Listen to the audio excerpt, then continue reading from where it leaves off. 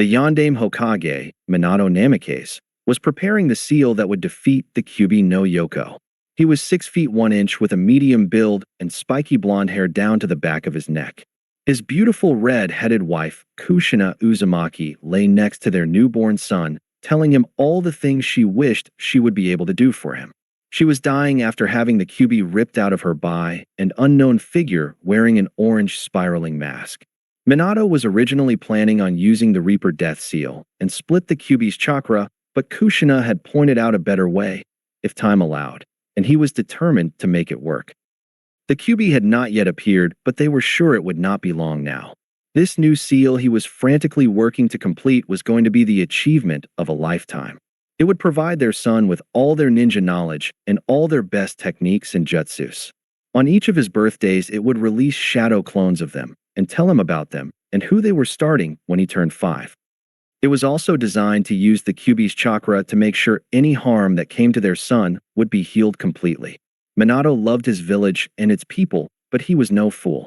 He knew people would blame their son, and he could never live with himself if he didn't do everything in his power to help his son.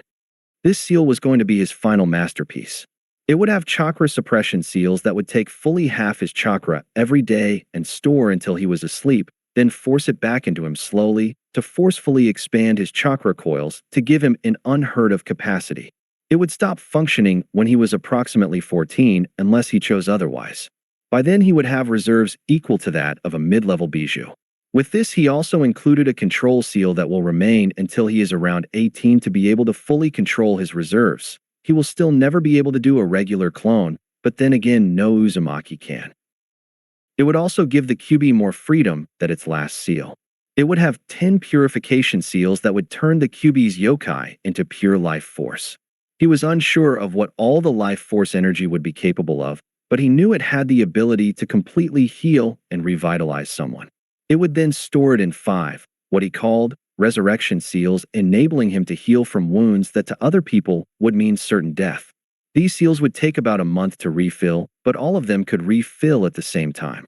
Kushina prayed they would never have to be used, but wanted them nonetheless, so she would have some peace of mind.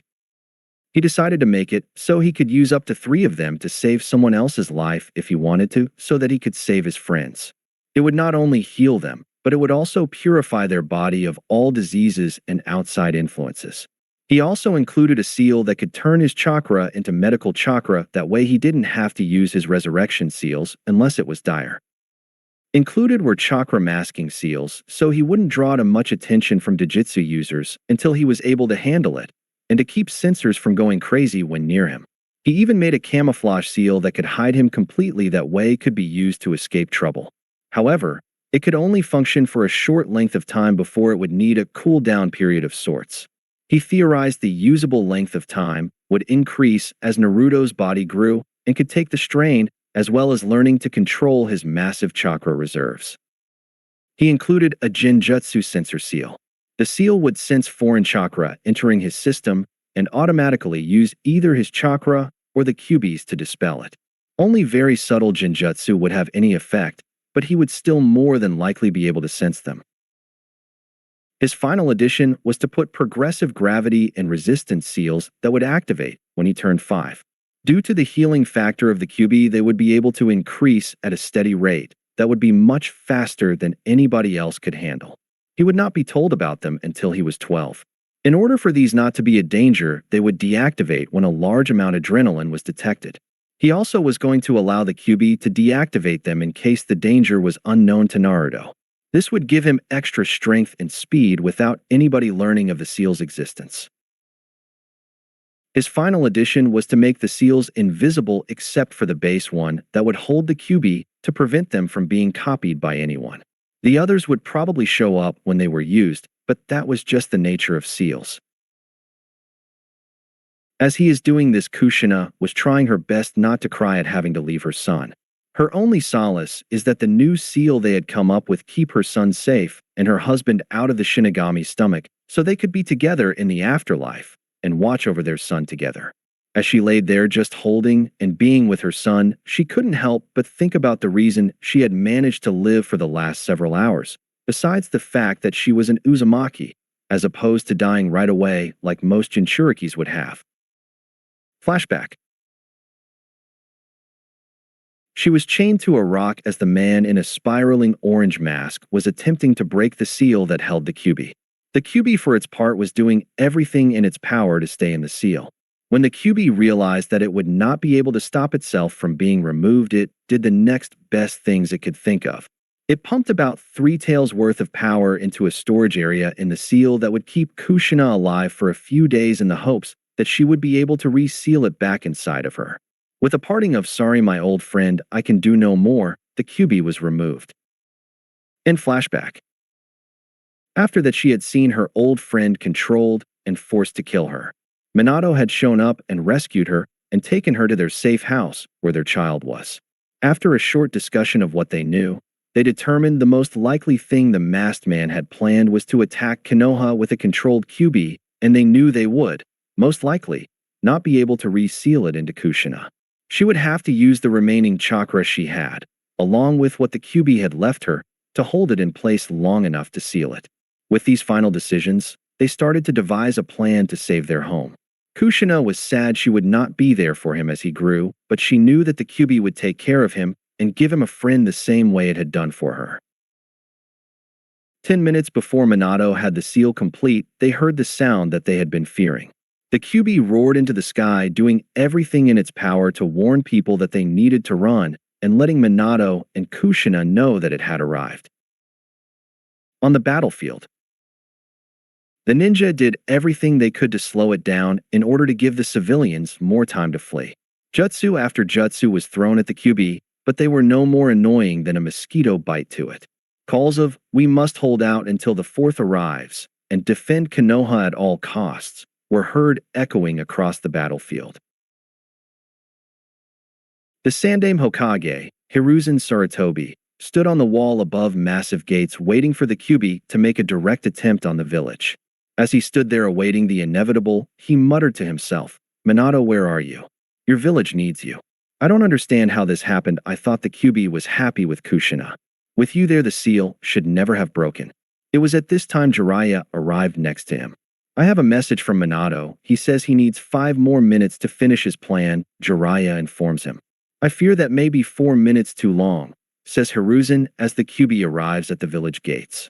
Summoning Enma and having him transform in the adamantine staff, he attempts to halt the beast only to be flung back several blocks with nothing but a sonic roar that destroys everything in its path. This caused the first of many civilian casualties that night. Hiruzen tries to push the kyubi back by extending his staff only to meet it in a brief stalemate before Jiraiya steps in. Danton Swamp of the underworld rings out as the ground under the kyubi is liquefied and it starts to sink. In response, the kyubi launches a massive fire attack at the ground, overpowering and canceling Jiraiya out, while starting fires all over Konoha. The kyubi starts charging up its ultimate attack, the Bijidama, and aims it directly at the Hokage monument where the Yondaime Hokage has just arrived. Using his teleportation seal, Minato teleports the attack away from the village, so it only damages the forest. He then appears above the kyubi, summoning Gamabunta. "What the hell is going on here?" Gamabunta asks as he sees the destruction of the village. "And why am I sitting on top of the kyubi no Yoko?" he continues as the entirety of the situations becomes clear to him. "Gamabunta-sama, I need your help. I need you to hold it down as long as you can so I can prepare to move us to the ceiling area I have set up." "Very well, Minato, I will try, but don't expect a miracle. Even I can't keep up with the kyubi for long. Any time you can give me will be a big help." He started gathering chakra in preparation to teleport the kyubi to the ceiling area. Just as he finished, Gamabunta was forced to desummon and return to home to heal. He had taken quite a beating from the kyubi's tails while trying to hold it down. With no time to delay, he jumped to the top of the kyubi that was currently using his tails to smash both business and residential areas simultaneously. In a brilliant yellow flash, both the kyubi and Yondaime disappeared from the village and reappeared near Minato's safe house, where Kushina and the blonde child were waiting. Most of the ninjas began to cheer and celebrate, thinking that the fight was over, but Hiruzen, Jiraiya, and most of the ANBU knew different and took off through the trees to get to where they sensed the creature. Outside safe house. In a bright flash, they appeared just as XHina started to form her chains to hold the Kyubi down. It was at this point the Jinjutsu place on the Kyubi loosed just enough for it to speak. Minato, XHina, I am sorry I cannot control myself. You need to seal me, so this cursed Jinjutsu will wear off completely. Can you put me back into XHina? I am afraid we cannot. You are too strong for me to hold and seal at the same time, and XHina would need to stop using chakra in order for it to be successful. Our only choice is to seal you into our son. But this will probably take all my chakra, and we will not be able to be there for him. Can I trust you to take care of him in our place? Minato asked as he prepared the ritual altar. You have my word that I will do everything in my power to make sure that he is well cared for and safe. Thank you, old friend, I will miss you, but we will be watching, says XHina. The rest is going to go as canon with the claw when the Jinjutsu takes hold again and the speeches. I can't bear to write all that when most of you should already know it or have read it multiple times. Council chambers, next day. The newly reinstated Sandaime Hokage walked in carrying a small blonde child. The rest of the council that had been arguing about the best course of action to rebuild both the village and ninja force. Hiruzen sat down and called for silence. First thing first, what are the reported casualties? He asked. One of the elderly advisors named Hamura, a man who had been on the Sandaime's Jinin team, spoke up. The death toll is currently 6,000 civilians and 4,000 shinobi, but expected to grow. That's fully 1/4 of our forces. Another 3,000 civilians were injured along with another 2,000 shinobi. 300 buildings were destroyed or damaged to the point where they will have to torn down and rebuilt, and another 1,500 sustained damage of some kind that is reparable. Hiruzen pinched the bridge of his nose. So many dead. This will make things hard for years to come, and that's not even taking into account when the other villages find out if they decide to attack. Kemi, I hope I can still do this. As this was going on, the little blonde child started to fuss and make noise, alerting everyone to his presence. It was at this point that his other Jinin team member spoke up, as she, her name being Koharu, was his other advisor. Hokage-sama, who is this child you're holding, and why have you brought him to this meeting? Dreading the response, Hiruzen braced himself and began his explanation. This child is the hero who saved us all from the Kyuubi. This got him a lot of curious looks, and at the council urging, he continued. The shinobi all know this, but just to give a refresher to everyone, it is impossible to kill a bijou. If you do manage to destroy their physical body, it will reform in the same place in about 3 to 7 years. This drew gasps mosh of the civilian side. What do you mean in the same place? The fourth killed it, there is no other explanation, shouted one very fat merchant. We must find a way to stop this, shouted another. Silence, shouted Hiruzen. Now if you will all give a minute to finish, it will become clear, he said. Looking around, seeing everyone paying attention, he continues. The only way to stop a bijou from reforming is to seal it in a container. Now the one-tailed and even the two-tailed can be sealed in special-made urns or containers. The three-tailed and up must be sealed in a living being, preferably human, so as to stop the bijou from taking control. At this point, Danzo Shimura interrupted him to ask the question that the Hokage had been dancing around. Are you saying that this boy is now the container of the Kyuubi no Yoko? He asked while his mind was coming up with ways that he could get the boy into his care. He could turn him into his perfect weapon and use him to take the Hokage's seat. After Danzo said that, all hell broke loose. The entire civilian side was calling for his blood. We must kill the demon, screeched a pink-haired woman. The yondaime made it weak, so we can kill it, said another. He turned it into a child to make invulnerable, shouted the third. Hiruzen was beyond furious and blasted them, killing while calling for silence. No one, and I repeat, no one is going to harm this child. It was Minato's wish that he be seen as a hero for bearing such a heavy burden. If these are the reactions I can expect for all of you, then I am going to make a few new laws right now. 1. It will be punishable by death to tell the younger generation about him containing the kyubi. 2. It will also be punishable by death to tell the child about what he carries. At this, Minnie looked upset, but decided it was not the time to test the Hokage as he was in a rather foul mood. Everyone at this point was wondering what he would do with the child. Danzo wanted to bring up the subject, but knew that if he did it would make him appear eager and cast suspicions on his motives. Finally, after almost 2 minutes of silence in Noichi Yamanaka, the head of the Yamanaka clan decided to speak. What is it you are going to do with him? He could be placed with one of the clans to be raised and trained to be a shinobi. At this notion, Fugaku Uchiha devised a plan. If he could get the Jinchuriki, he would be able to mold him into a weapon of absolute loyalty. He decided to act quickly in order to set his plan in motion. The Uchiha would be willing to raise the boy as if he is one of our own. I have a son who is his age that he would be able to grow up with and see as a brother, Fugaku stated. At this point, Hayashi Hyuga decided to speak up. The Hyuga would also take him. He could receive the best training and placed within the branch family. As all the other clan leaders at this point tried to give a reason why they could be best, Hiruzen called for silence. No clan shall be taking this boy.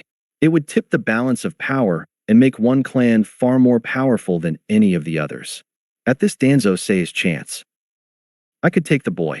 Give him to me and let me raise and train him. He will be the ultimate weapon for Konoha in the future and will be taught how to completely control the kyubi, he said with almost the smallest hint of a smirk.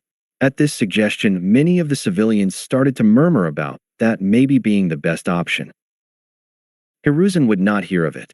I will not let you turn this boy into another one of your mindless drones to be your personal attack dog.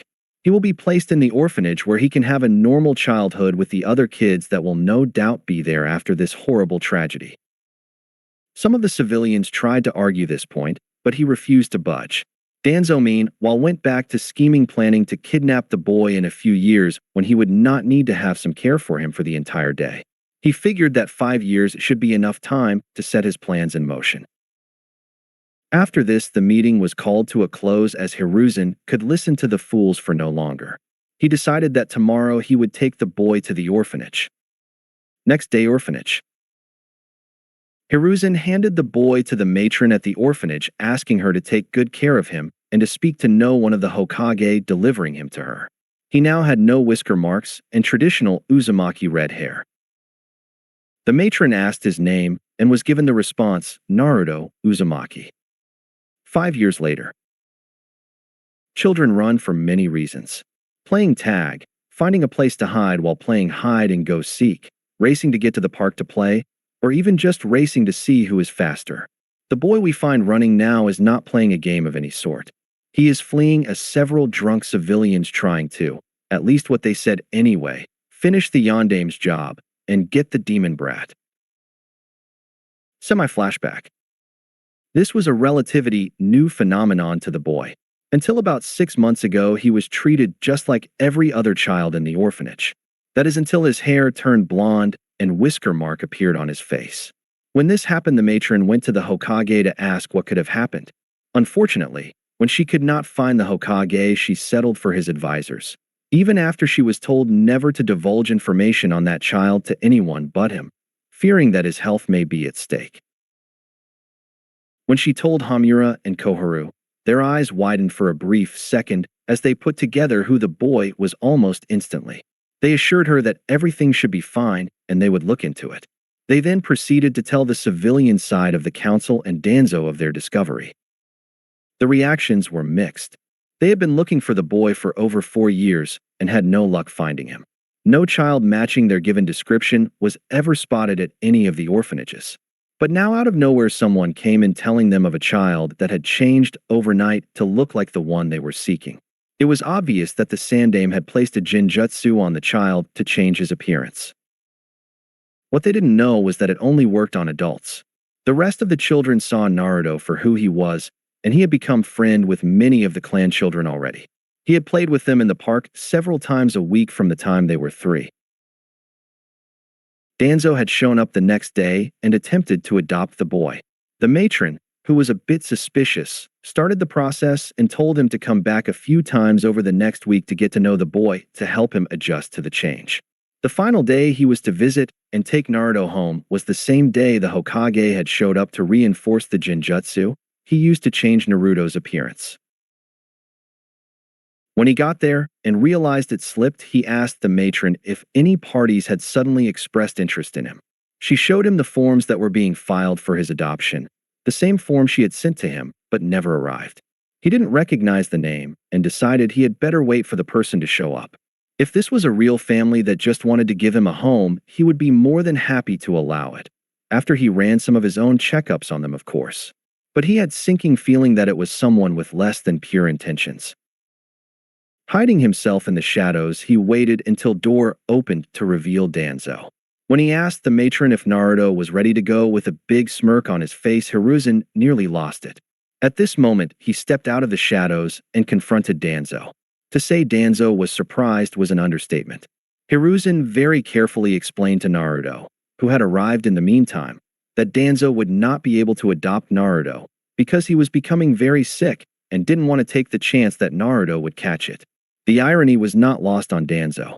Hiruzen then quickly and quietly whispered in Danzo's ear, "If you so much as attempt to contact Naruto again, I will personally kill you and all of you rude agents." That's right. I know you didn't dismantle it like I ordered. This is no threat, it is a promise. With that, Hiruzen turned to Naruto and asked if he would like to get some lunch as an apology for what had happened. Danzo hadn't moved, still frozen at what he heard. He was not scared. Death didn't scare him. He was surprised that Hiruzen had found his backbone again. Seeing that he would not win this day, he went back to his plotting. He knew he could not openly defy or oppose Hiruzen. He was called the Shinobi no Kami, the god of shinobi, for a reason. After that, Naruto's life had taken a turn for the worst. The nice matron had been removed through action on the part of the civilian council and Danzo, who decided if he couldn't get to Naruto, he'd try to make Naruto come to him. He wanted his weapon. They replaced the kind matron with one of their own choosing. She was someone that saw Naruto as the kyubi and treated him as such. She told the other kids to stay away from him and started kicking him out when she was teaching the other kids. At first, Naruto thought he did something to make her mad, but when he tried to apologize, she told him she didn't care what a demon like him had to say. Naruto was reduced to playing alone unless he went to the park. Even some of his friends had their parent pull them away from now that they could see what he really looked like. His only friends that remained were a little girl with blue hair, pale skin, and lavender eyes with no visible pupil named Hinata Hyuga, Hinata's 2-year-old sister with brown hair, and the same eyes Hanabi Hyuga, a blonde-haired girl with blue eyes and no pupil named Ino Yamanaka, a rather plump with swirls on his cheeks named Chujiya Kimichi, and a boy with his dark hair tied up looking like the top of a pineapple named Shikamaru Nara. These were the only parents who would let them kids play with him. All the other parents pulled their kids away. End semi-flashback. Today is Naruto's 5th birthday, and he thought that maybe today would be a good day. All his other birthdays had been. There was always a festival on his birthday, and he loved to go. He had been walking through the festival when he was spotted and arrived in his current situation. As Naruto was running, he realized that while he was staying ahead of most of the stumbling crowd, there were a few that seemed to be keeping pace with him easily. After all, how fast can a 5-year-old run? What he didn't know is that they were herding him to a less crowded area away from the ANBU and Uchiha police watching the festival. When they finally got him far enough away, they cornered him in an alley with a dead end. Only about 12 people of the mob remained. In that mob were 4 Genin, 3 Chunin, a Jonin, and 4 civilians who were not drunk. The Genins and civilians went in first with nothing but punches and kicks with their bare hands. After a few minutes, which were filled with Naruto's pained screams when he was injured to run away or fight back, having a broken nose, leg, and arm, they backed off. At this time, the Chunins took their turn. Using kunai, they speared his hands to the ground, getting the loudest scream of his life.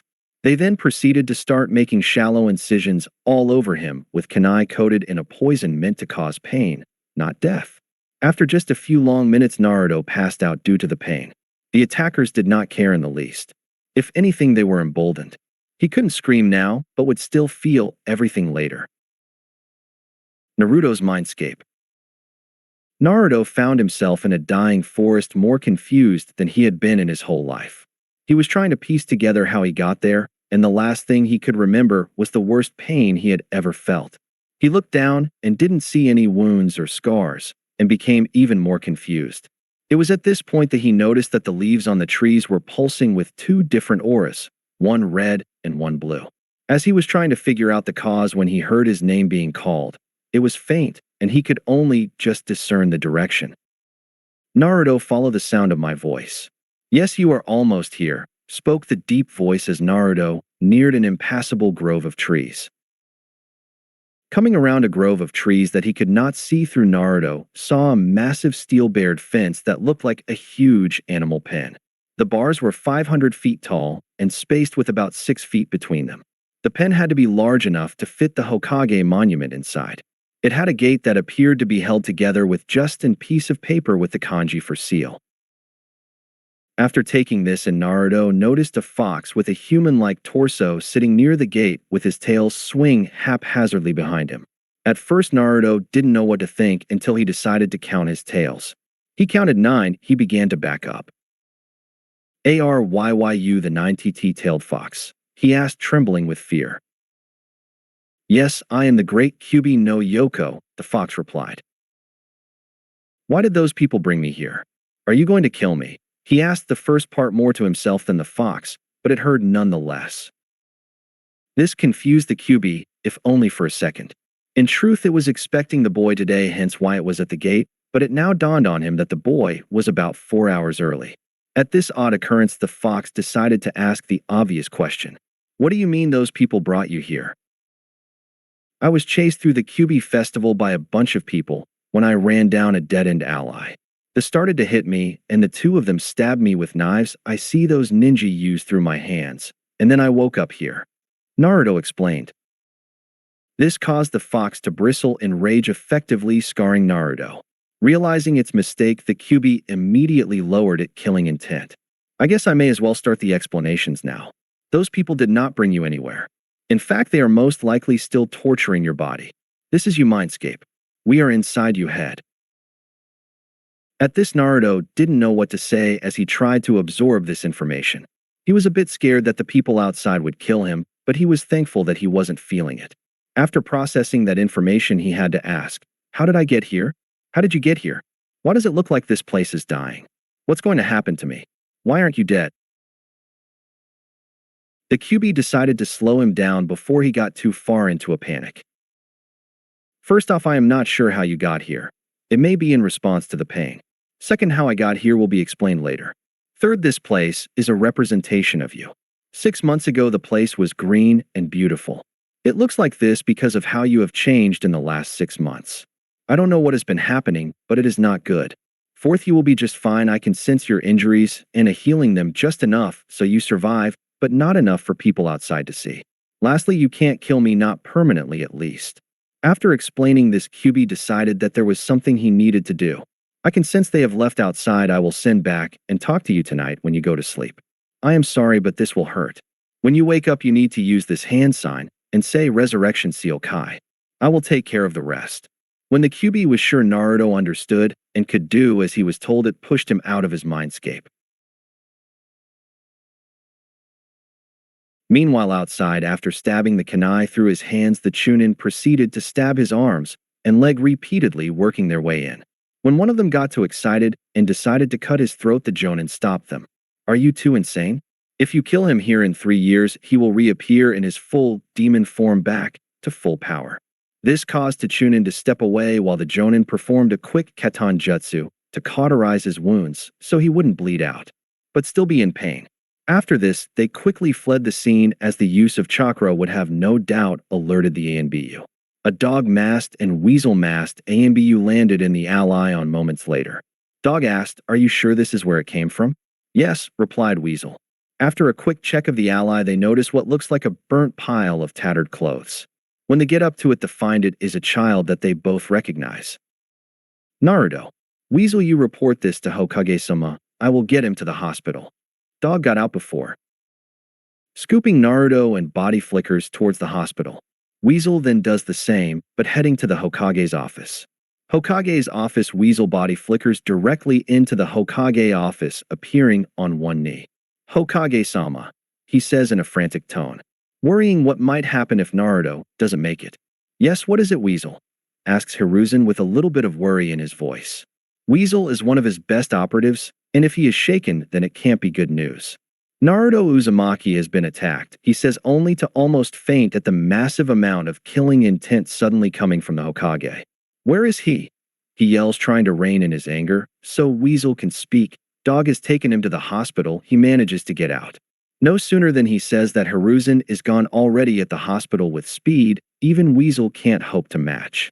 Hospital. When Dog arrives at the hospital with the severely burned boy, he is immediately taken into and operating room.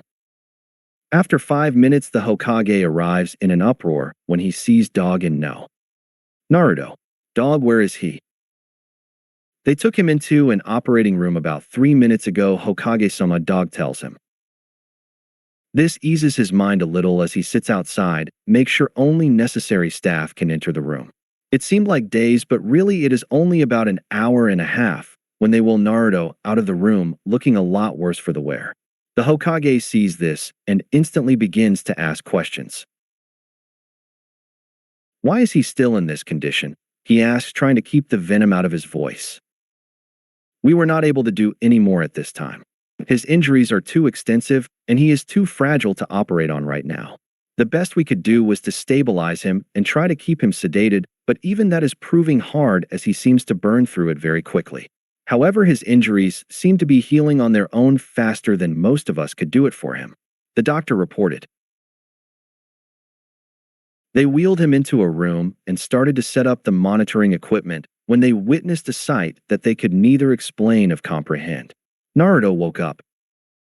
An ear-piercing scream let everyone know he was awake. The doctor started to call for sedation when he saw Naruto reach for his IV. He grabbed the boy's hand to stop him and was rewarded with another scream. You must leave it. It will help the pain go away. The doctor frantically tried to reason with him, but the blonde would have no part of it. Take it. Out, he ground out through gritted teeth. I can fix this by myself. Just take it out.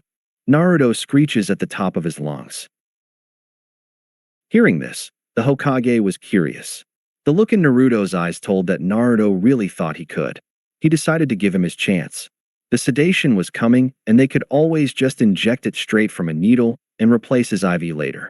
Really anything to that the boy wanted at this point, he would allow if he thought it would ease his pain.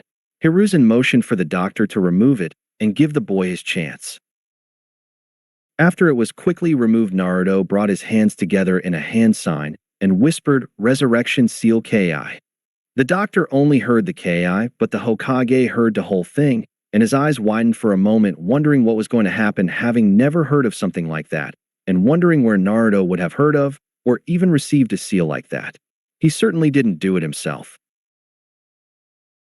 As soon as Naruto said Ki, a blinding golden light washed over him, forcing everybody to look away. It went on for a full minute, swirling and pulsing, making even the Hokage sweat from the amount of power that was swirling around the child. When the minute was up and the light died down, they looked to see Naruto sitting up on the bed as if nothing happened. His clothes were torn, ripped, and bloody, but his skin was completely healed, and he seemed to be awake and full of energy. Everybody in the room minus Naruto just stood there with their jaws on the floor. They had never seen anything like that. It would take even the toughest Jonin's weeks to be sitting up, let alone be fully healed. He was smiling and trying to mask his pain, but it still shone through in his eyes.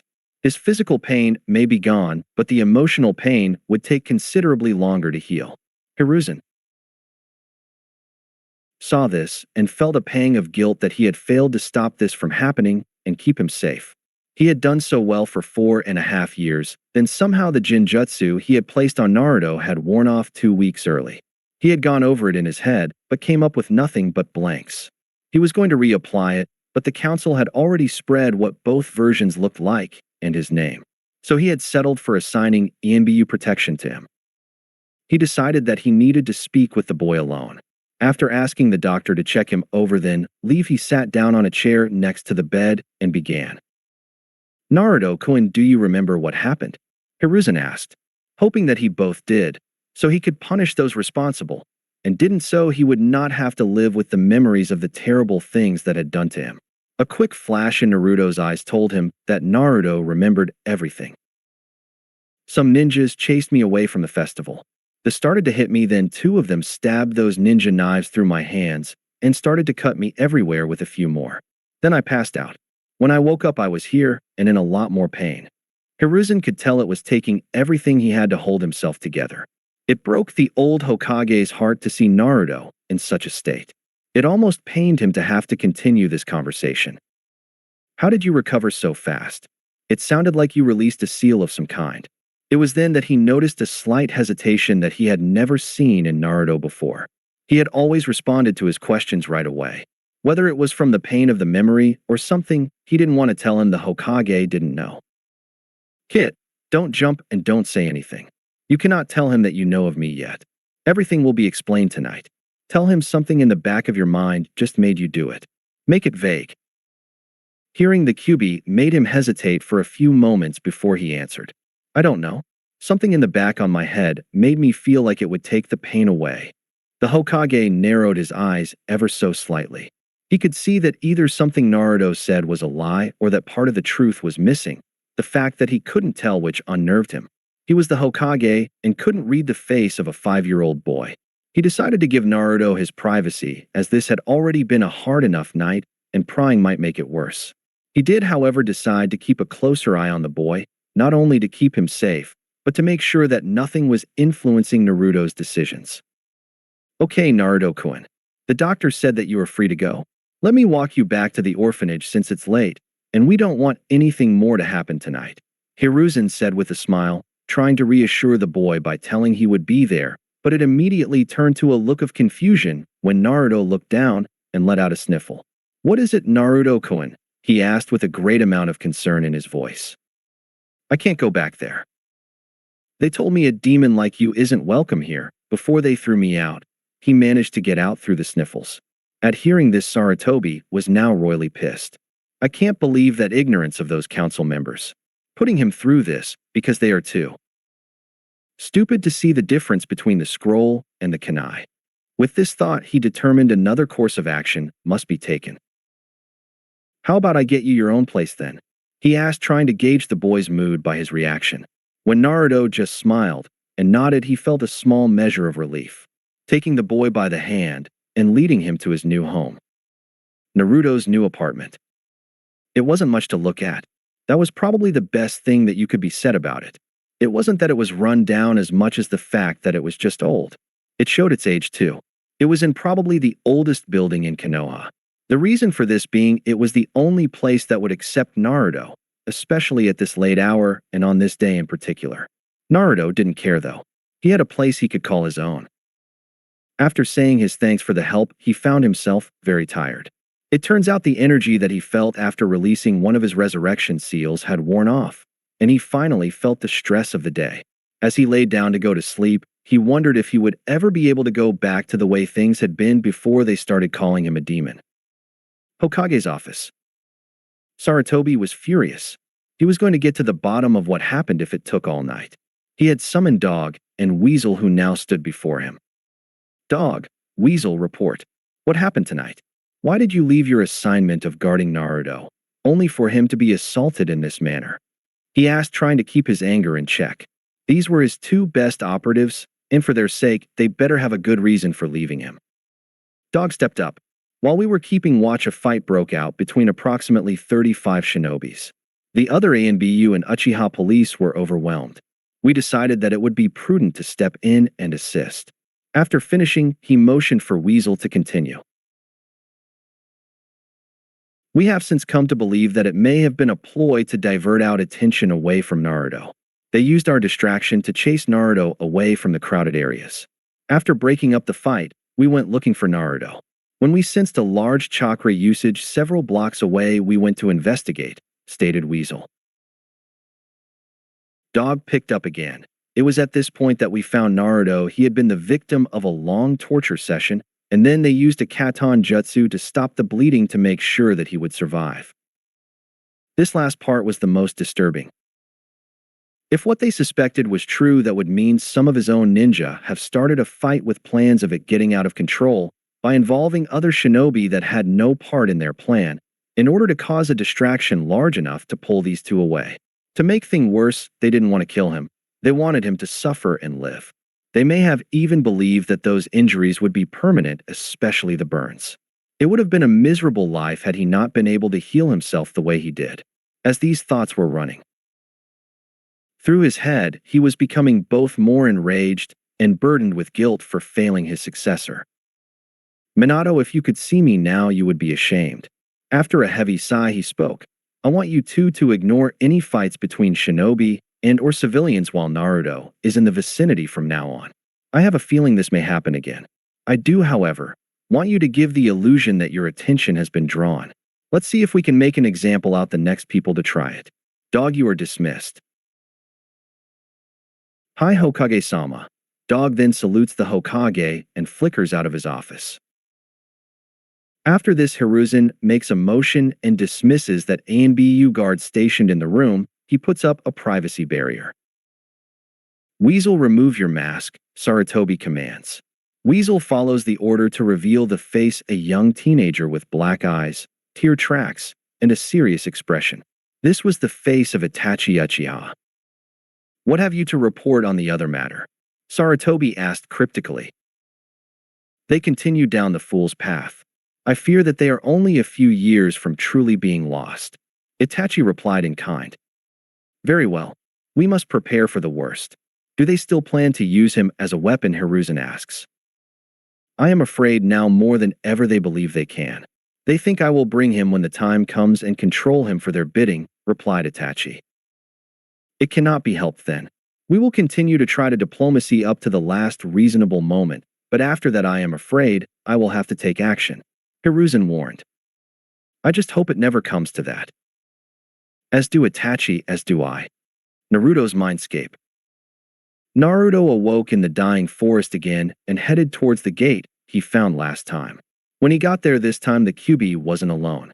Standing in front of the cage was a tall man with spiky blonde hair and beautiful woman with waist-length blood-red hair. Naruto recognized the man easy enough. It was his hero, the Yondaime Hokage. As he got closer, he could see they were talking to the Kyuubi and did not look happy. When they noticed his approach, they immediately quit talking and turned to face him, seeing confusion in his expression. No one spoke for a few moments until the woman could no longer contain herself. She ran to Naruto faster than he could see and swept him up in a hug. I'm so glad I finally get to see you, cried the woman with tears running down her face. At first, Naruto didn't know what to do. He started to struggle to get away, but after he realized that she wasn't trying to hurt him, he calmed down. Who are you and how did you get here? He asked, very confused at what was happening. This only made the woman squeal about how cute he was and hug him tighter. He started feeling the need for air. A part of him would wonder how that was possible after he learned that this was his mindscape. After being released from the hug, she set him down and decided to try to get this awkward part over as soon as possible. My name is Kushina Uzumaki, and I am your mother, Naruto-kun. It was this sentence that would change his life forever. At first, he was uncertain of how to react. Several emotions went through him all at once: happiness, confusion, anger, disappointment. After a moment, when he gathered his thoughts, he asked the first question that any kid was asked. How can you be my mother? She is dead. And if you weren't dead, where have you been? That was what he'd been told his entire life, and he was having a hard time believing what she said was true. Her face turned at a small frown as she began her explanation. Naruto-kun, what I am going to tell you will be hard to believe at first, but just let me explain before you ask any questions. First, I am dead. Hearing that, Naruto jumped back. Ghost. He screamed while cowering away from her. Kushina only giggled a little before continuing. I am only partially here. I am sorry that we couldn't be there for you. Given what happened, this was the best we could manage. I am only a part my previous self, a soul shard. I tore off a piece of my soul in order to see you when you would be old enough to understand. I am not a ghost.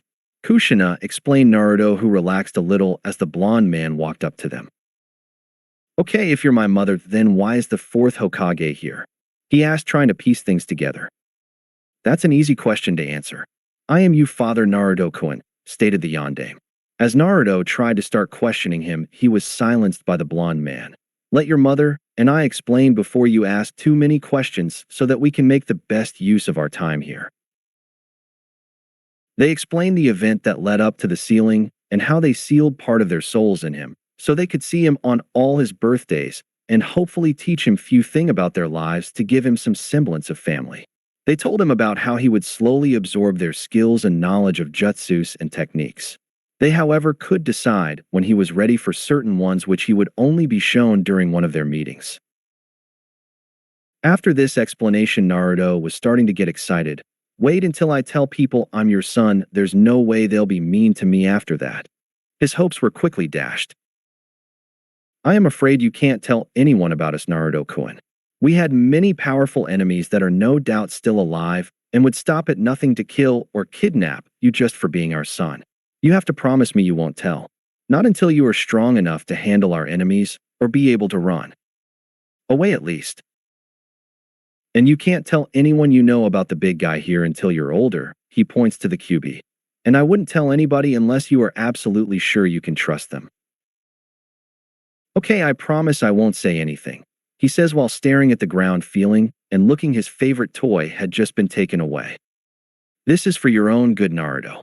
In time, when you get stronger, you will be able to tell people. After this, they showed Naruto how to unlock his chakra and a few chakra exercises to do in order to gain better control and grow his chakra. They of course left out the seal that would take half his chakra every day. His mother gave him some ideas for pranks he could pull on people who were mean to him, or just for fun, much to the chagrin of his father. Next was the conversation about his possible bloodlines. Naruto-kun, there is a good chance that you are going to develop two bloodlines. The first being the Uzumaki chakra chains that, when properly trained, are pretty much unbreakable. Only certain Uzumakis get these, and there is a very good chance you will have them since I did. You can't let anyone ever see these, because they will know right away who you really are, said Kushina, trying to impress upon him how important this was. You may also develop the Sharingan. At this, Naruto flipped. I'm an Uchiha? Why do they treat me so bad if I am one of them? He puzzled. They don't know that you are. Just like they didn't know that I was. My father left the clan long ago, and I never belonged to the clan. His father explained. At hearing this, Naruto asked the obvious follow-up question. Who was your father? Madara Uchiha. But he died fighting Hashirama Senju at the end of that valley place. This shocked both of his parents at how smart he was. The Valley of the End. And no, he didn't. He was critically injured. He gave up fighting after that, but he taught me how to be a ninja before he died. He brought me to the village before he died and told me never to reveal my true heritage. Naruto cold only gnawed at this before his mother got his attention. At this point, he was not sure what to expect. Naruto-kun, I think I should tell you about my parents too. My mother's name is Tsunade Senju, and my father was named Kinshir Uzumaki. I know Tusan is dead, but Ka-chan may still be alive. But she probably doesn't know about you if you have never met her. As Naruto was taking all this in, Kyuubi decided to speak. I believe I should introduce myself properly and make a few corrections to your parents' words, the Kyuubi said, getting weird looks from the boy's parents. My name is Kurama, and I will tell you more about myself when we have more time. You will not develop the Sharingan. At this, Minato looked disappointed, confused, and started asking questions. What do you mean he won't develop the Sharingan? Did I mess something up with the seal? He said, frantically hoping that he didn't cause his son to lose part of who he is. Naruto looked down too, but this didn't last for long. Let me finish and I will explain. I believe he will develop something called the Rinna Sharingan, also known as the Shur-no-Mi, Eyes of Death. This is a mix of the Rinnegan and Sharingan. Kurama explained. I don't understand. How is that possible? Asked a very confused Minato. Kurama explained that it was because he was the first to have the blood of the Uzumaki, Senju, and Uchiha since the mother of the Sage of Six Paths. These eyes were something that not even the sage wielded, deciding to elaborate more when Naruto actually awakened them. They then moved on to other matters, such using the Kyuubi's chakra. They told him only to use it as a last resort, and there was no other way. xHina showed him another chakra control exercises to push back this chakra should he ever pull too much and lose control, but told him to practice it away from people, just in case, until he mastered it and never where someone could sense him. When their time began to grow short, Minato decided he needed to get in some final explanations before they left. Kurama-san here is not the demon people believe him to be. He was forced to attack the village.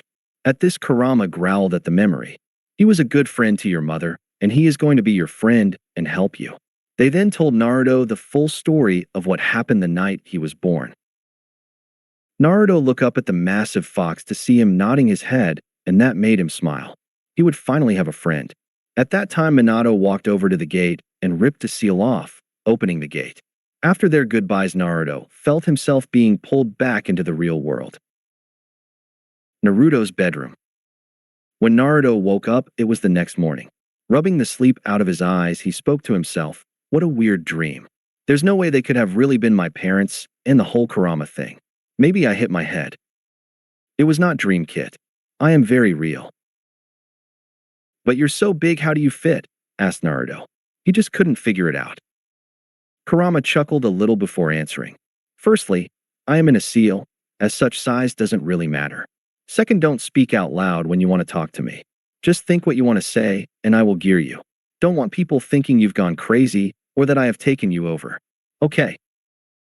"Okay, you mean like this?" Naruto tried thinking his words. "Yes, just like that. Now I have a few things to tell you. Since your father opened the seal, you are going to get some of my senses. You should be realizing about now that you can hear, see, and smell much better than before." As Kurama was saying this, Naruto noticed he could smell how old and dusty his apartment was. He could smell the garbage dumpsters outside his apartment complex, and even the food that the street vendors were selling a few blocks away, thanks to his open window. He noticed that he could hear other people in his apartment complex having the breakfast table conversations. Sadly, many were about how they should move now that the demon lives there. He looked out his window and could see a great amount of detail on the Hokage monument. "You're right, I can, but what is the other feeling I have? It's like I can feel some of the people here are angry and some are happy. There are lots of other weird things too," Naruto said while trying to figure it out. "That is the last sense that you have gained from me, the ability to sense emotions of all kinds, even intentions to a point. This will make it impossible for someone to sneak up on you, especially if they intend to harm you or someone near you." "I see now. That is so cool. I'm going to be the best ninja ever," he shouted without loud, only to quickly slap his hand over his mouth. "Oops. Alright, that's enough gloating. Head to a training ground that hasn't been used in a while. We're going to start your tour." Training, Kurama said, with an evil smile Naruto could feel. 1 year later. Naruto was running again. It was his 6th birthday, and the Kyuubi festival was in full swing. This was the first attempt since his last birthday from anybody trying to hurt him. He knew he could escape from most of the pursuers with ease, but he also noticed that the two XAnko, who had been following him for the last year every time he left his home when he headed into town, were staying with the chase from the shadows. He could feel that they were angry, but that it wasn't aimed at him. He would have just lost the others, but he didn't want anybody to know what he could to. Kurama had been working him into the ground 5 days a week and making him eat healthy. Combined with his stamina from being both a Jinchuriki and Uzumaki, he could train for hours every day and still had energy to play with the few remaining friends he had on his off days. He'd mainly focused on chakra control and physical conditioning. He had learned how tree walk and water walk, and was about to start on what they called the Academy 3. Hinge, substitution, and clone jutsus. They had found that with enough practice, he didn't need the control seal for tree and water walking, and that made Naruto was determined not to rely on it. Kurama told him the less he did, the better of a ninja he would be. This time Naruto didn't make the mistake of turning down a dead end, and instead headed for an open training ground. When he arrived, he turned to face his pursuers. "What do you want with me? I never did anything to you," Naruto snarled out. He knew why they were after him, but he had also figured out that before the ANBU could do anything, they had to either attack him or break the Hokage's law about Kurama. What do we want with? Don't play dumb. You know what you did. You killed my parents' demon, stated a chunin that was among the group. We are here to finish what the yondaime started, stated another. Several others had similar things to say as they began to close on him. He wasn't worried, though. As soon as they got within striking distance, the two Yanbiyu, he sensed flickered between him and the crowd. Within seconds, the entire mob was unconscious and on the ground. It was then that the Hokage showed up with 10 more Yanbiyu. Take these people to Ibiki and tell them to have fun, he sneered. Hei Hokage-sama, responded the men as they each grabbed 2 members of the mob and flickered away. The Hokage then turned to Naruto. Are you all right, Naruto-kun? He asked with worry in his eyes. I'm fine, Gigi. I am just glad those 2 were following me the whole time. This is the first time anybody has tried to hurt me since my last birthday. I figured it was because he motions to Dog and Weasel, were always following me. At this revelation, Hiruzen was quite stunned. A 6-year-old boy knew 2 of his best ANBU had been following him the whole time. Dog and Weasel looked equally stunned behind their masks, with a little bit of shame thrown in. Hiruzen just had to know how this was possible. Naruto-kun, how did you know they were there? Without hesitating, he said, I can hear them. Kurama had told him this would be the best excuse to give because while it was true, it was also the one that would garner the least suspicion. Naruto-kun, they are 2 of my best. What do you hear when they follow you? He was not ready for Naruto's response. Well, Gigi, when they move, they don't make any noise, but their heartbeats always give them away. This seemingly simple answer set the old Hokage's head spinning. He can hear someone's heartbeat. I wonder if this is because of the fox. It doesn't sound like what I would expect, but I will have to keep better watch from now on. Though Hiruzen, while looking for any trace of a lie, he again saw something that told him he was telling the truth, but that there might be more to it than he let on. 4 months later, rooftop of Naruto's apartment building. Naruto was enjoying the cool night air. This was the first time since his 5th birthday that he didn't see, hear, smell, or sense Dog and Weasel. They had taken off about 20 minutes ago in quite a hurry. Naruto had heard their radios say something about a possible kidnapping in the clan district. He didn't think much of it and used it as an excuse to relax and be himself for the first time in a long time. Sure, he let them see him train, but to the outside observer it looked just like anything that the clan children would normally do. As Naruto was sitting there, something caught his attention. Pure unbridled fear, coming from one person, and a small amount of fear mixed with cautious joy. These emotions were a new combination to him, and he decided to ask Kurama what this could mean. Hey Kurama, do you sense that? He asked in his head. Yes. It could be the kidnapped victim and kidnapper. If that is the case, then they have made it past the ENBU. We should probably go check it out. Yeah, you're right. It would be right to just leave them to their fate. Not if I want to be Hokage someday. With that, he jumped off in the direction of the kidnapper. When he crossed the kidnapper's scent and caught the scent of the victim, he saw red. Hinata-chan, he growled out. They took Hinata-chan. He was unconsciously channeling some of Kurama's chakra to his muscles to give him some extra speed as he raced in the direction of the scent. It only took him about 5 minutes to catch up with the kidnapper, and to his horror, all he saw was a guy dressed in black with a sack on his back. The fear he could sense and Hinata's scent were both coming from the bag. Before the man realized he was there, Naruto had launched a kunai at the man's arm holding the sack. It was only through many years of experience that he managed to dodge the kunai. Who did that? Asked the man, turning around and seeing no one. He was dressed in all black, the only thing showing were a pair of dark green eyes. As he was scanning the area for his attacker, another kunai came from the side. This time his eyes landed on Naruto, who was doing his best to come up with a plan now that he had been spotted. It's just a kid? Get out of here before I kill you, kid. Quit trying to be a hero. He sneered at Naruto. He couldn't believe he thought that he would have a fight on his hands. He didn't have time to mess around with a kid. Give back Hinata-chan. Naruto demanded, trying not to show any fear. He could feel how strong the man was and knew he would be no match for him. Any ideas, Kurama? He asked to the fox. Just one, but it might hurt. What is it? Flare my chakra as high as you can handle, then try to keep him busy until every ninja in the village shows up. That sounds painful. Plus, what's going to happen after this? If you think they hate me now, wait until this is over. Naruto deadpanned back. Do you have a better idea? Sadly, no. With that, Naruto gathered as much of Kurama's chakra as he could take and released it all at once. Just as the fox promised, it hurt a lot. It also accomplished his goal, as every ninja in the village was awake and headed in their direction, fearing the worst. When he was hit by the chakra flare, the kidnapper's eyes went as wide as they could. He had felt chakra like this before, and he wanted no part of it. Jinchuriki were bad news no matter how old they were. He was about to turn and run when he noticed that Naruto faltered a little bit, obviously in a lot of pain. He realized that he couldn't use his Biju and opted to take the boy with him or kill him to weaken Konoha. It was win-win for him. He rushed Naruto in an attempt to knock him out as quickly as possible. You little brat, looks like you have to die. I can't carry you, both of you, with a hurt leg. Oh well, not my problem. He sneered as he approached the boy, preparing to kill him. Just as he went to stab the half-conscious blonde in the heart, he was suddenly thrown back.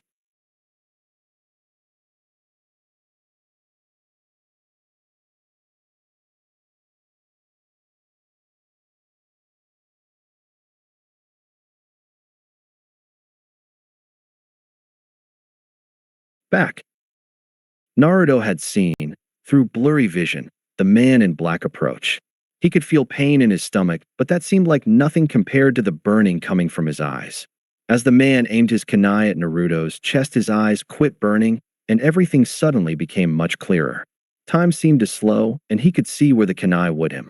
Out of pure instinct, he raised his hands and muttered Shinra Tensei, only to see the masked man fly backwards. He managed to stand up and looked at the bag containing Hinata had been dropped 20 meters to the side of where the two were no facing each other. When the masked man regained his bearings and met Naruto's eyes, he felt a fear that he hadn't in a long time. The boy's eyes were red with black pupils and ripples surrounding the center. There were 2 tomo on the first ripple in each eye. Having never seen or heard of this jujitsu, he decided to grab his prize and leave while he still had a chance to outrun the ninjas that were no doubt closing on their position. Looking between the boy and the bag containing the young, and most importantly unbranded, Hyuga, he made his choice and darted towards the bag. Just as he was almost there, it was suddenly gone. Naruto had seen the fear in his eyes and his brief internal debate before he bolted for the bag containing Hinata. Acting on instinct again, he pointed his hands towards the bag and whispered Bansho Tenin. With that, the bag that had Hinata flew into his hands just before the masked ninja could grab it. Placing Hinata behind him, he pulled out his last kunai and spoke. If you want her, you have to get through me. He tried to act brave, but his voice still came out shaky. Not wanting to waste any more time, the man charged and plunged a kunai into Naruto's left lung. He thought he had won until he felt warm liquid running down his chest and lots of pain in his throat. He had stabbed the boy, but the boy had used his single-minded focus to get him as well. The last thing the man saw was Naruto's red eyes staring down at him with pain and fear. Hinata had crawled out just in time to see Naruto get hit and stab the other ninja at the same time. As the masked man fell, Naruto fell to his knees. Before he could fall face first, Hinata caught him. Naruto-kun. She tried to go on, but was sobbing, thinking he was going to die, and it was all her fault. Hinata-chan. He got her attention. Don't tell anyone. What about what you are going to see? She looked at him confused, but nodded nonetheless. With that focused chakra into his medical seal, placed a glowing green over his wound, and began healing his own wound. Hinata had to blink to make sure she wasn't seeing things. When he stopped, Hinata couldn't believe her eyes. Her best friend had been dying a few minutes ago, and now his fatal wound was all but healed. He was very tired and still had many cuts and scrapes, but none of them were life-threatening. She was about to ask him how he did that when Dog and Weasel showed up. Before they could do more than assess the situation and the children, the Hokage and his squad of ANBU arrived on the scene. Seeing Hinata kneeling next to Naruto, who was still covered in his own blood with dogs standing between him, and a dead man dressed in all black, with a kunai still in his throat, he was able to put the event of what happened together pretty quick. Naruto-kun, Hinata-chan, are you two okay? He asked. Hinata started to speak up. Naruto's hurt but Naruto interrupted her. I'm fine, Gigi. Just a few cuts and bruises, I'll be fine in the morning. He said, told the old Kage while giving Hinata a pleading look that asked her to let it go for now. After speaking with Dog and getting a brief description of what he believes happened while Weasel attended to Hinata and Naruto. When they finished speaking, 2 more Yanbu squads showed up, along with half the Hyuga clan. Hiruzen had the Yanbu turn back all the ninjas that had come to stop the Kyuubi, saying everything was under control. While relieved, Hayashi had a reputation to protect and couldn't have his daughter associated with the boy in front of this many members of his clan. What happened here? Who is that man? Hayashi asked as the Yanbu went to unmask the now dead kidnapper.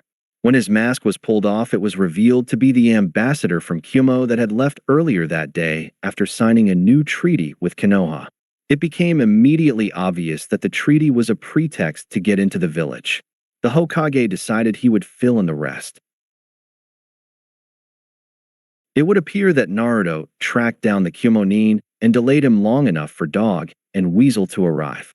It also appears that the chakra surge came from when he was injured attempting to save young Hinata-chan.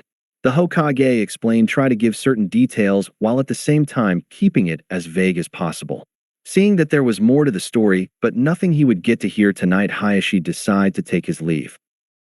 Hinata, come, we must leave. Your mother took a turn for the worst because of this, and you must stay away from that boy. He is not safe, Hayashi said while throwing an apologetic glance at Naruto, one that the Hokage caught and made a mental note to check up on later.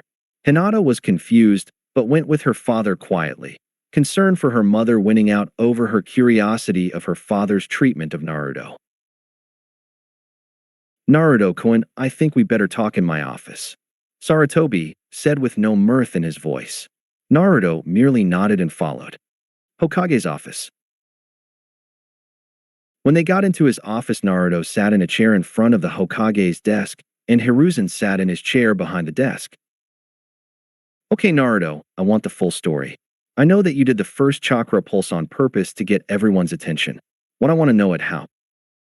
Seeing no way around it, he spoke. Could you ask your Yanbu to leave? I only want to tell you.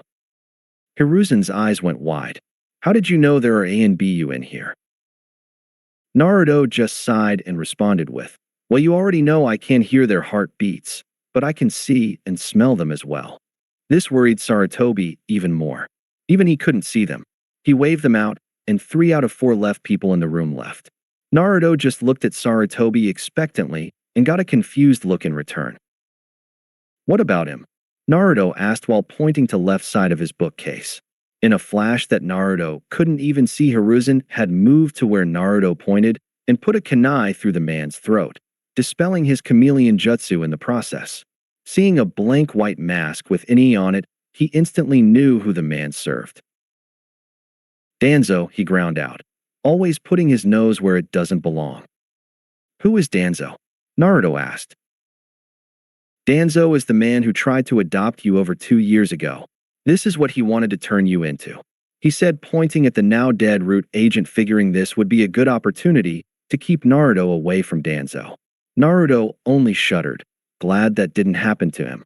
Now, Naruto-kun, you have only raised more questions than answered. So first off, how did you see, hear, and smell my agents? Naruto looked to be in thought, but really he had a short conversation with Kurama. What should I tell him? He asked. Everything minus my cage being unlocked, your bloodlines, my helping you, your parents seeing you on all your birthdays, you absorbing their knowledge, and any other functions that of the seal that he doesn't know about, was the response he was given. Giving an internal nod, he went back to his conversation to speaking with the Hokage. To Hiruzen, it looked like he was just looking for a place to start. Well, let's go back to the beginning. Do you want to tell me who my parents are? Naruto asked with a smirk. Something tells me you already know, Hiruzen countered cautiously. Naruto nodded and started to explain meeting the fox on his 5th birthday and his parents, leaving out the second and all future meetings he would have along with opening the cage. He explained how his senses got better because of the fox, and he gained the abilities to sense emotions. He explained how he was stabbed by the Kumo ninja before he killed him and healed himself, being sure to leave out his eye problems. He still hadn't had a chance to speak to Kurama about that. Hiruzen interrupted him when he got to the part where he said he could see the YNBU again. How do you see them? He asked, curious. Easy, Naruto started. When someone uses the chameleon jutsu at their control is not just perfect, it leaves a small outline wherever they touch a solid object. Most people can't see well enough to notice it, but I have no problem seeing it.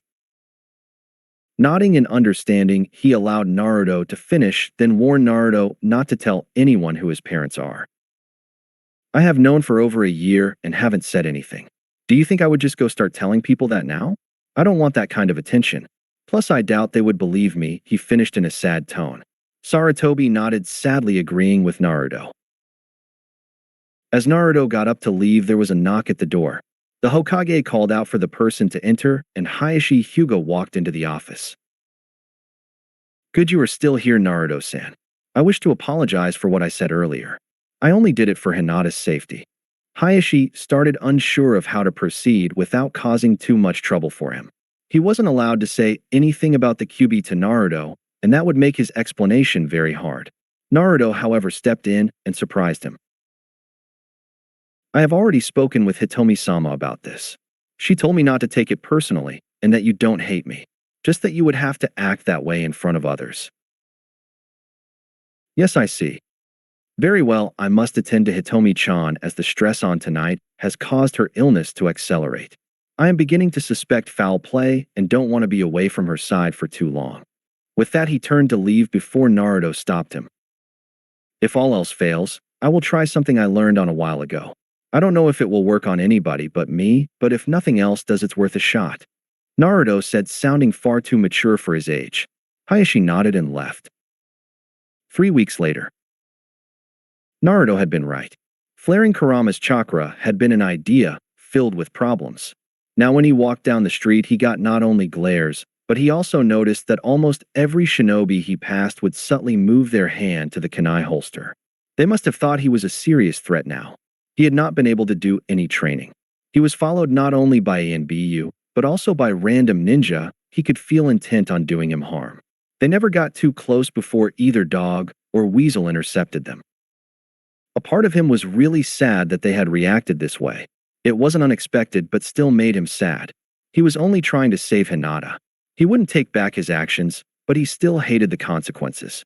He had not seen Hinata, and as far as he could tell, she had not left the Hyuga compound.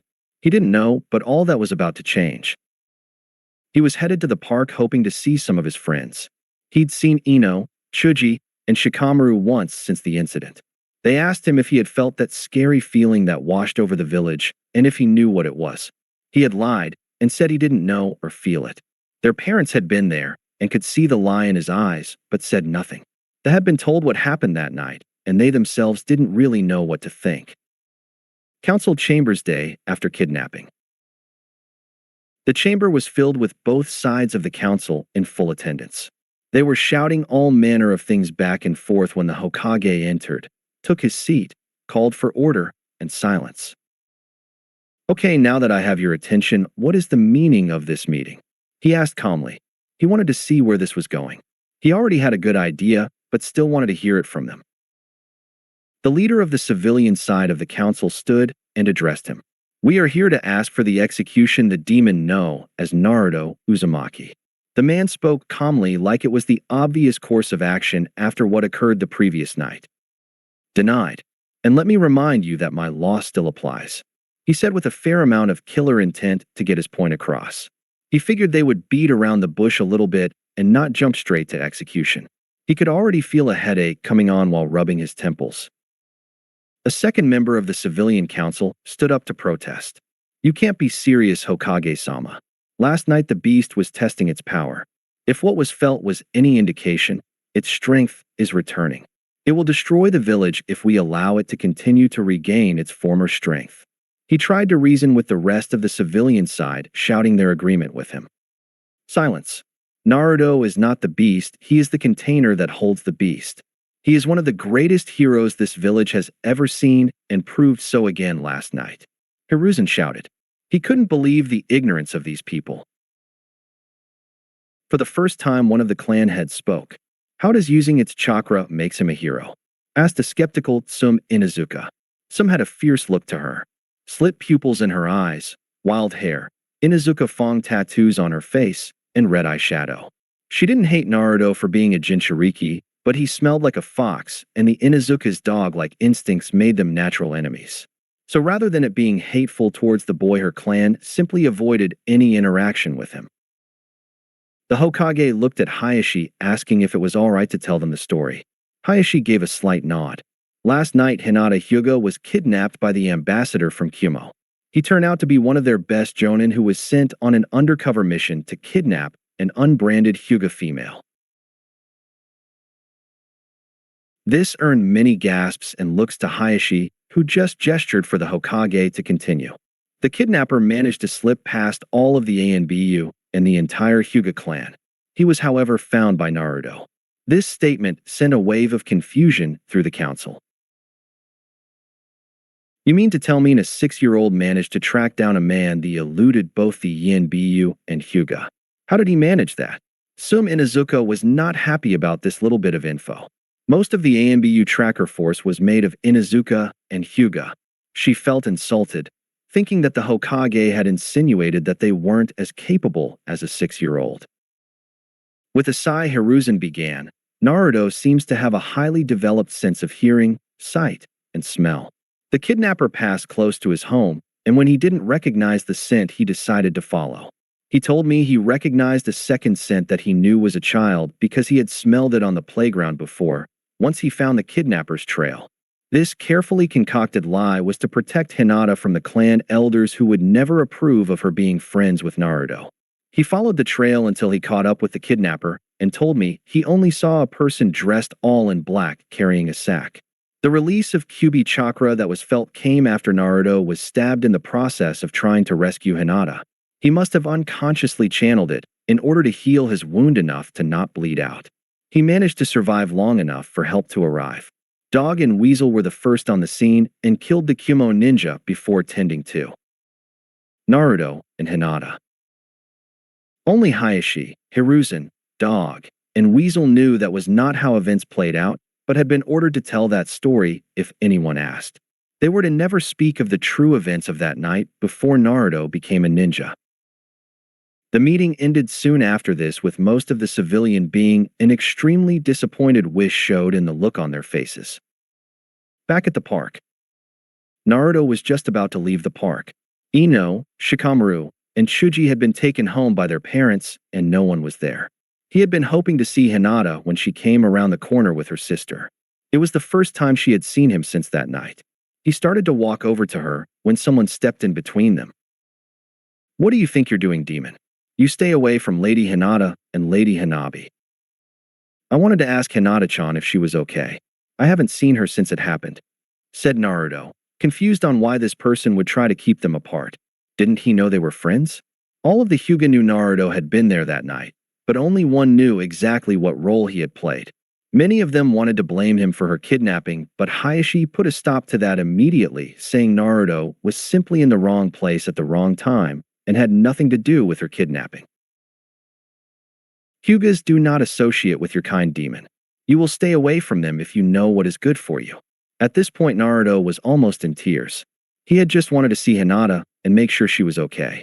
He wanted to make sure she wasn't mad at him since he hadn't seen her in so long, and ask how Hitomi-sama was. He just barely managed to catch a glimpse of her. Both her and Hanabi had tears in their eyes. He could see this was not what they wanted, and turned to leave. He knew it had to be something the elders had planned. They must have appointed a guardian that hated him to keep him away from them while Hitomi was recovering. It was one of his worst days in a long time. Almost 2 years later, Naruto was excited. Tomorrow was the first day of the academy. He had been training hard and was ready to show what he could do. Just as he was getting ready to go to bed, Kurama spoke to him. Kid, we need to talk about tomorrow. Okay, what about tomorrow? You can't show your true strength. In fact, you should probably barley pass. Naruto became very confused. Why would I do that? I will easily be the best one there. I am stronger than most Genins already. I could probably graduate in 1 year. Naruto ranted. Kurama was trying to stay calm. He may have grown quite attached to the boy, but that didn't mean he didn't want to strangle him sometimes. I know how strong you are, but you are not strong enough to defend yourself from all threats. That damn civilian council would surely try to have you killed. They probably will try to have you killed even if you take the full 8 years to graduate. Take that time to become stronger than anyone they could send after you. Naruto laid his head down and thought. Kurama made a good point and had never done anything that harmed him unless it would make him stronger in the long run. Although practicing water walking in a hot spring had been pushing it. Okay, I will hide my strength. But I am not going to get pounded into the ground either. You don't have to let yourself but look totally weak, but I would recommend losing most matches unless it's to someone truly weak. Naruto only gave an internal nod before going to sleep. Next day, Naruto woke up excited. Today was his first day at the academy, and he would finally get to spend time with Hinata without being chased off. He got to see Hinata every now and then, but only a few times had she been with her mother, who was looking worse and worse, meaning that they were free to interact. But now she would not have a guard, and he would be able to see her and talk to her most of the day.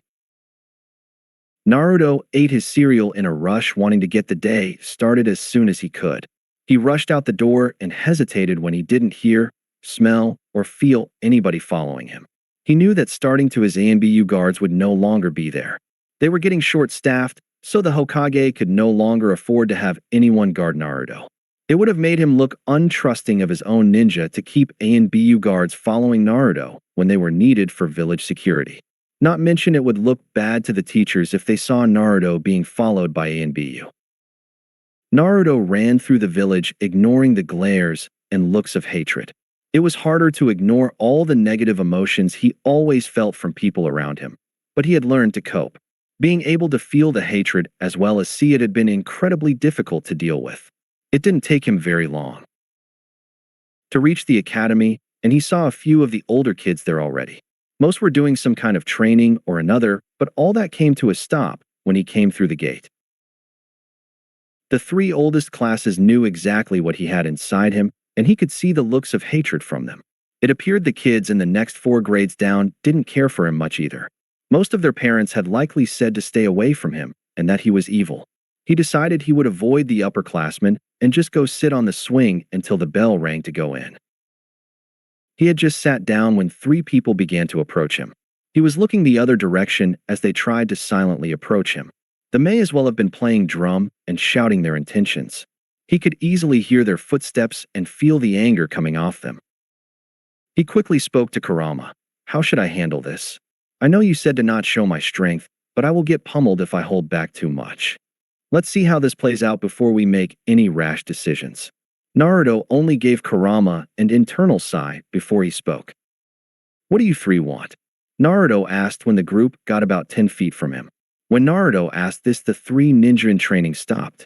They were sure they were undetected before he spoke. Not only that, but he knew how many were in the group, and he had not even turned towards them. What are you doing here, monster? The apparent leader sneered. Going to class same as you.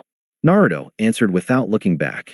He didn't know if his face gave away how he felt, but he knew his voice wouldn't. I don't think we can allow a monster like you in here. Said another. Yeah, looks like we will have to take care of you ourselves. Said the last. I don't want any trouble, guys. Please leave me alone. Naruto tried to remain calm, but on the inside, he was starting to panic. How could he get out of this one when they would leave? Oh, there won't be any trouble.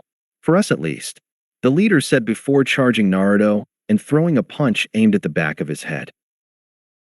Naruto made a quick decision to take part of the hit and turned just enough so he would get hit but not have any real injury, landing on the ground and pretending to be hurt while trying to come up with a plan to get out of this.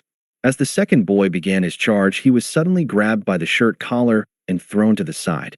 Standing there was Weasel. How disgraceful. 3 Uchihas going after a lone boy with no training and half their age. Is this what has become of a once noble clan? Attacking children to make yourselves feel better? As Weasel spoke, you could see the anger in their eyes. You know what he is, and you still defend him? You're a fool like the rest. He will kill us all. The third boy tried to reason, but Weasel wasn't having any of it. Attack him again, and there will be no place for weaklings like you in the ninja ranks. Weasel told them, ushering them to class before turning to Naruto.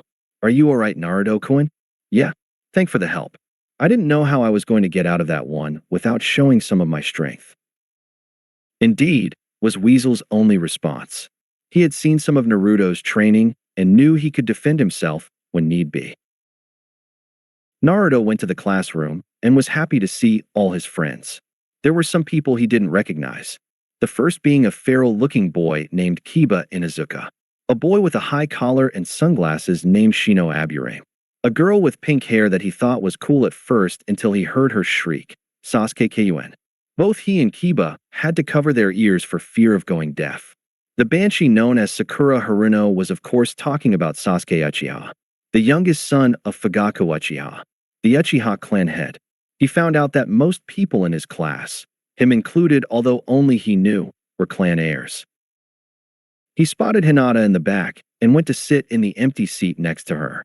Hey Hinata-chan, I am so glad we are in the same class. Hinata was deep in though and never even saw her friend come in. She had been worried about so many things. First, her mother was still sick and only getting worse right after it seemed she would recover. Then her father had started to change. He was becoming cold and his training harsh. On top of all that, she had barely been allowed to see Naruto. Her and Hanabi missed him. They would see him around town, but every time he would try to talk to them, their guard, would chase him away calling him a demon. So, she was surprised when she heard him right next to her. Eep! She squealed and jumped at his voice. Naruto-kun, it's good to see you again. I missed you so much. I missed you too. At least now we get to see each other every day. How is your mom, by the way? At this, Hinata's mood took a downturn. She isn't doing well. Every time she starts to make a recovery, she relapses, and it gets worse. They don't know what it is. Just that she's had it since she had Hanabi. Hinata said with a sadness in her voice. Just let me know if there is anything I can do for you, Hinata. Anything. Naruto tried to reassure her. At this time, a man in a Chunin vest came in the room. He had a scar across the bridge of his nose, and his brown hair tied up. Good morning, class. My name is Irika Yumino. You may call me Irika-sensei, said Irika, greeting the day after Naruto's 9th birthday. Naruto's apartment. Naruto had been in the academy for a little over a year. Just like last year, he hadn't gone to school on his birthday. He never left his house on his birthday after his 6th. He would always lock the door and just hide in his room, deciding not to expose himself to the hate anymore. He could take care of himself, sure, but he wasn't going to take the chance that some higher-rank ninjas would come after him. He had been especially nervous about this one. This was his first birthday of truly being on his own since his 5th. No ENBU to protect him, and almost everybody knew where he lived. He was surprised, though. The villagers didn't seem to take the chance to go after him. He could only think that it was because they remembered what would happen in the past if they tried. They would be arrested and spend a considerable time with the IT department, something none of them ever wanted to repeat. After a visit, they would blame the pain they experienced on him and become even more ardent in their hate for him. It was a cycle he didn't wish to perpetuate. As he walked out of his apartment to head to the academy, he felt 5 chakra signatures close in on him. He could feel their emotions, and he knew they were after him. He didn't know what they wanted, though. This was a new emotion to him, and he didn't know how to describe it. The only thing he knew for sure is that they were all Uchihas. What do you think, Kurama? Should we run, fight, or talk? If this is what I think it is, we need to cooperate, or at least make it seem like we are cooperating. Activate your eyes, but hid them. Naruto did as Kurama told him using a genjutsu and started to walk to school. He only made it to the stairwell before he was forced to look directly into the Sharingan eyes of an Uchiha Jonin. His eyes, being more powerful, saw through the genjutsu right away but acted like he did not. Come along, weapon, we have a village to take over, said the Jonin as he led Naruto away. They soon arrived at the Uchiha compound. I have brought the Kyubi as asked. He is in my full control. Good. With it, we can take over this village easy and kill the Hyugas once and for all," said an unknown voice from behind Naruto. That's it for today. Remember to show your support to the creator of this story if you enjoyed it. If you would like more parts of the story to be uploaded, leave a comment and subscribe to get notified when the story continues. Bye-bye for now, and I hope that you all have a wonderful rest of your day.